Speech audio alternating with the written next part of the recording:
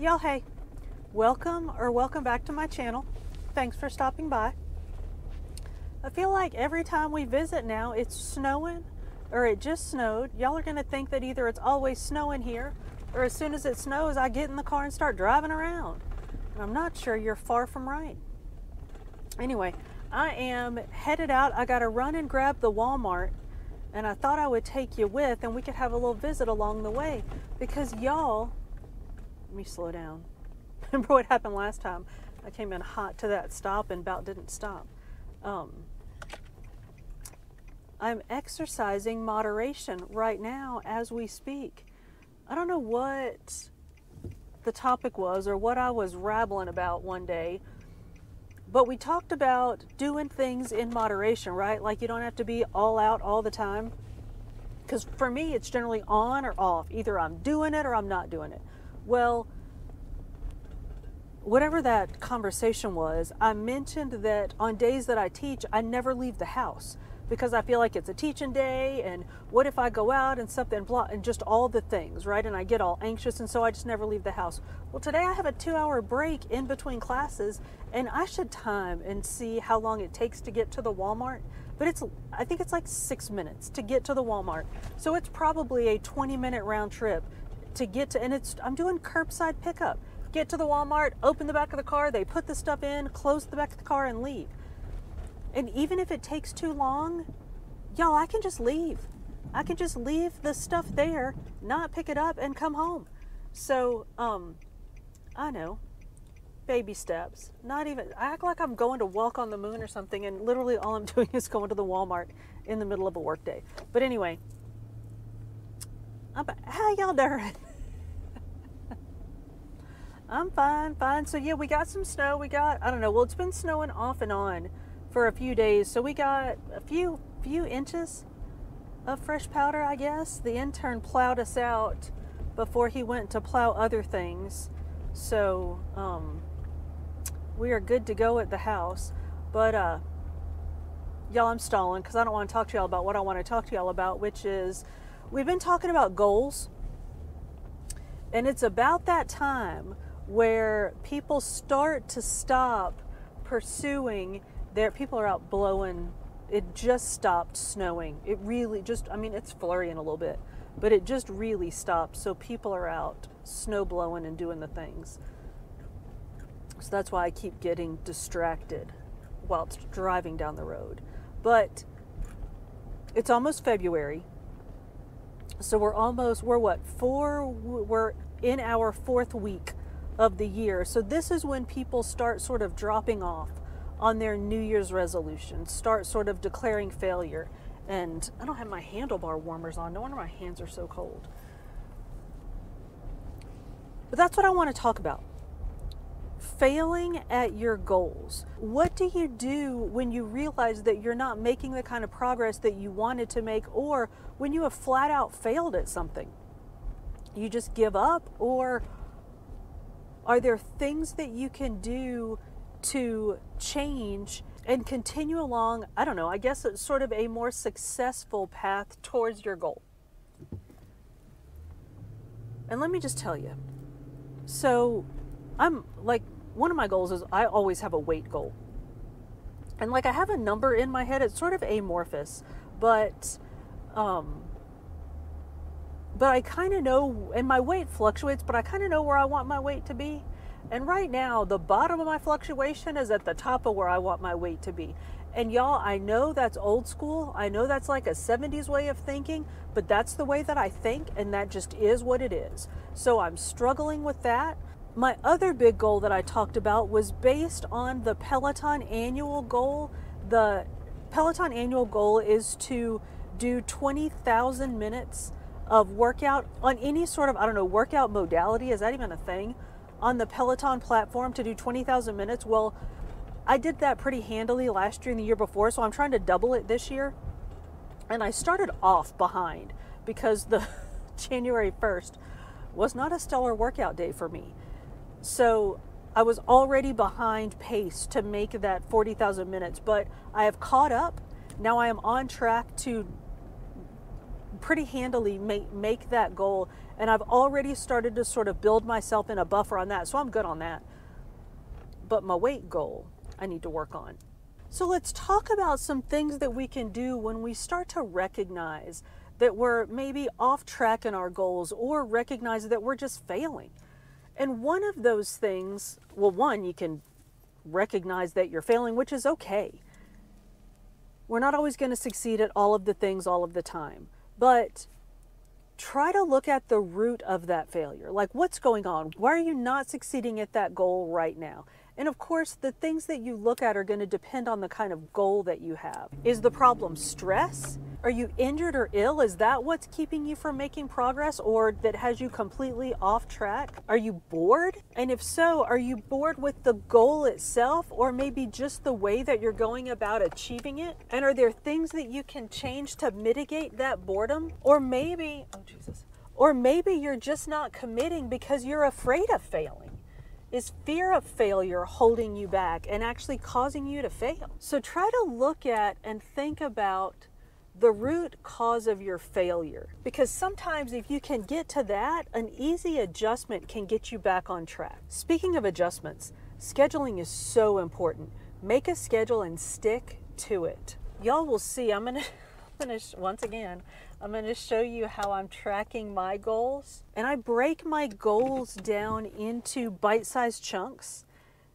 And then I schedule when and how I'm going to accomplish those chunks. For me, it's easy to do that with workouts, but no matter what your goal is, like if it's to read more books, figure out how much you're going to read, when you're going to read, set an achievable schedule, tell yourself you're going to stick to it, and stick to that schedule. It'll give you structure, which in itself can be really reassuring and help you make progress towards that goal. All right, we are obviously at the Walmart. Let me check in, and then I'll be right back, and we can talk some more about things that we can do to mitigate failure. Aw, dang it, I just saw somebody had cranberry in their order, and I forgot to see if we needed cranberry juice. I think we're good.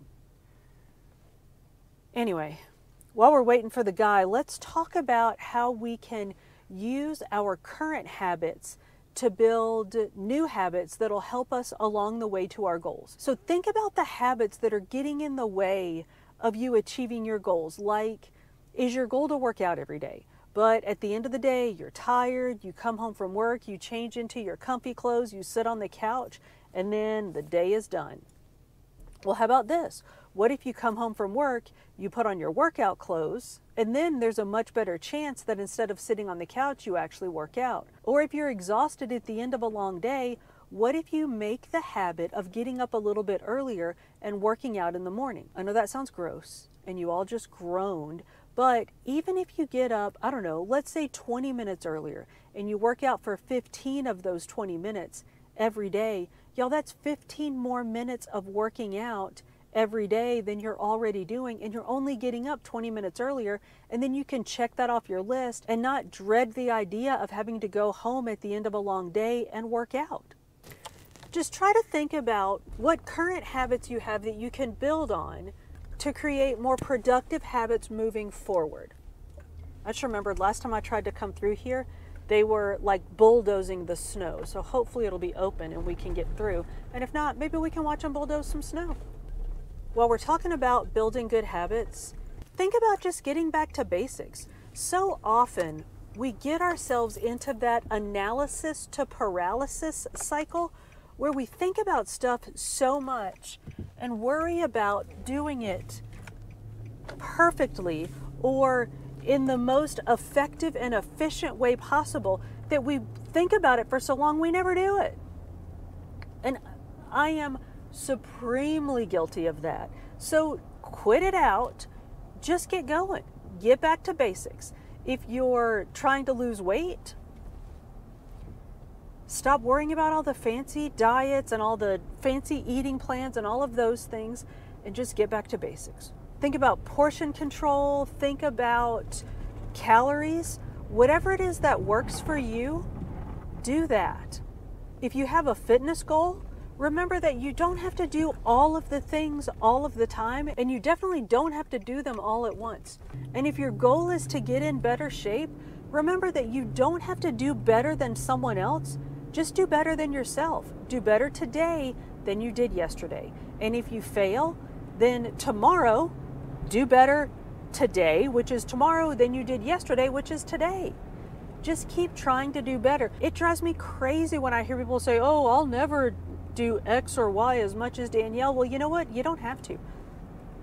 And I will never do X and Y as much as the intern. And I don't have to. All you have to do if you're trying to do better is do better than yourself. And y'all, don't wait until the perfect opportunity, the perfect setup to get started. If you do, you're never going to get started. Embrace imperfect starts. Just start. Don't wait until the new gym up the street opens, or until they run a special and you can afford to join, or don't wait until you can buy that fancy new bike or those fancy new shoes. Start where you are. Start with what you have. You don't have to wait until you can save up a bunch of money to buy some expensive fancy weights. Just work with what you've got. Just get started. If you keep waiting for the perfect time to start, all you're going to do is keep making excuses. I have 2 more and then I'm out, because I'm almost home and I have to eat lunch and get back to work. I have 2 more. They are, we talked about imperfect starts. Your environment. Set yourself up for success. Design your environment so that you'll be successful. If you're trying to work out, put your workout clothes where you'll see them, or put your running shoes where you'll see them. If you're trying to eat healthy, don't fill your house with unhealthy food. If you're trying to read more books, have a good book that you're interested in sitting out so that you'll see it. Or how about this? Download the Kindle app and get the book that you want to read on the Kindle app. Instead of strolling Facebook when you have a couple of minutes, read a couple of pages of your book. Those little tiny changes that you make will add up to big changes in the long run. And think about setting up spaces where you want to do the things that you want to do. Like if you want to work out, set up a workout space that you actually want to spend time in. Or if you want to read more books, create yourself a reading nook where you're surrounded by things that you like. If you like to have music when you read, have that in your reading nook. If you like for it to be quiet, set your reading nook up somewhere quiet. But y'all, create these spaces as places that you want to be so that you'll want to go to them. And then when you're in those spaces, you'll be more inclined to do these things that you want to do. And finally, y'all, I think we've talked about this 12 different times. Keep yourself accountable. I know I mentioned that I've started journaling and I showed you my journal page, but y'all, seriously, coloring in those little spots when I did my strength workouts, I finished my strength workout like halfway through the month. That is so not like me. I'm going to show you here my February fitness tracking pages. I've made this little fold over bit that has my minutes on it and how many minutes I want to achieve on which days. And then I have my little color in spaces for different types of workout. I'm thinking about adding a place where I can physically track my eating. I don't know if I'm going to do that. I honestly have not been tracking it on the Weight Watchers app. So that would be step 1 for me, is actually tracking it. So then whether or not I actually go so far as to write it down, I don't know. But step 1 of food accountability for me is going to be tracking things on my Weight Watchers app, because I feel like I'm eating okay and my weight is still doing weird things. So obviously I'm getting calories and fat or something somewhere where I don't realize I'm getting it. So the only way to handle that is to track and see what I'm doing. So I will do that in the app, not in my actual journal tracker, but in my journal tracker, I will track my workouts because I like to. And it makes me feel good to mark them off. And honestly, when I'm off pace, I beat myself up about it. But if I write it down and see how much I'm off pace, and I can break it down and look at the things that I need to do to get back on track, it helps me. So tracking these things, even when I'm sort of off track, is helpful for me. So that's what I'm gonna do. So y'all, I'm at the house. I need to unload my groceries, get some lunch. I think I'm gonna do some yoga because my hips are very tight and my hamstrings hurt. So I'm gonna eat lunch, stretch out, and then get back to work. And something is beeping, so I gotta go. So I will check back in with y'all later. Bye now.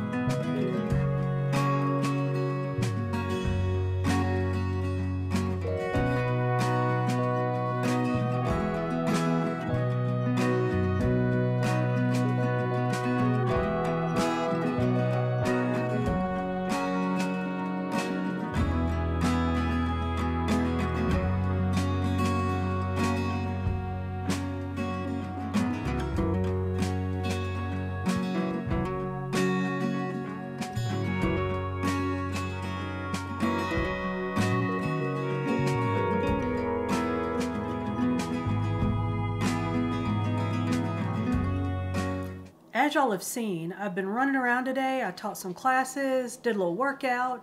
Well, now I need to get dinner going. I don't really have a firm idea of what I'm gonna make, so I think I'll just throw some chicken in the crock pot, let that cook while I finish teaching my classes, and then, I don't know, I'll figure out later what I'm gonna do with it. So I have some chicken breasts thawing, so I think I'll throw together a sauce of, maybe I'll do half a cup of honey, half a cup of soy sauce, some garlic, some ginger. I'm thinking I might put it, no I'm not. I was thinking I might put in some hot pepper flakes, but I'm not going to. I'm gonna make it this time without the hot pepper flakes, see how it goes, and if we like it, I might put hot pepper flakes in it next time, give it a little bite. But I'm gonna mix up my sauce. I'm gonna sear my chicken breast, which y'all, Cameron called me out on my last recipe for not searing my chicken before I cooked it. Let me tell you what's up.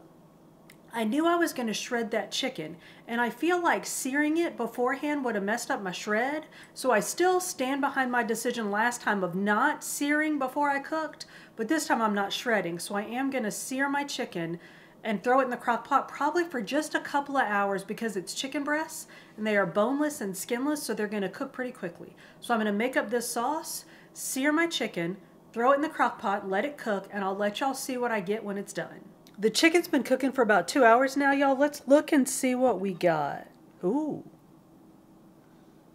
That looks nice. Let's give her a little taste test. I cooked it on high for a couple of hours, and the sauce hasn't thickened up any at all. I wonder if I had let it go on low instead, if that sauce might have thickened up some. This is definitely done. Let's see what we got. Definitely smell that soy sauce.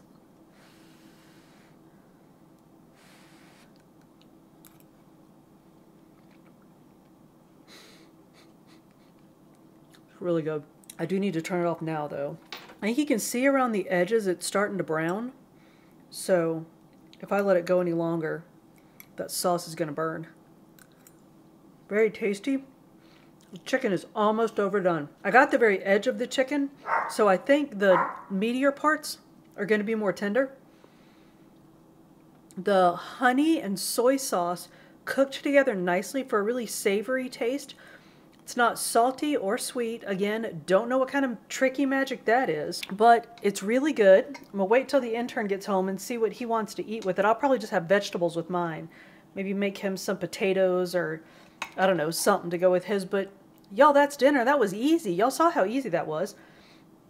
Seared the chicken, mixed up the sauce, threw it in the crock pot for a couple of hours, and Bob's your uncle. We have a fairly healthy dinner. It's probably pretty high in sodium because I don't use low sodium soy sauce, but it's low in fat, and depending on what we put with it, it could actually turn out to be a pretty healthy meal. So y'all, that's dinner. Y'all, thank you so much for coming to my channel. If you haven't already done so, please like, subscribe, and hit that notification bell. I upload food and fitness videos on Monday with some book videos sprinkled in between. See you on the next one.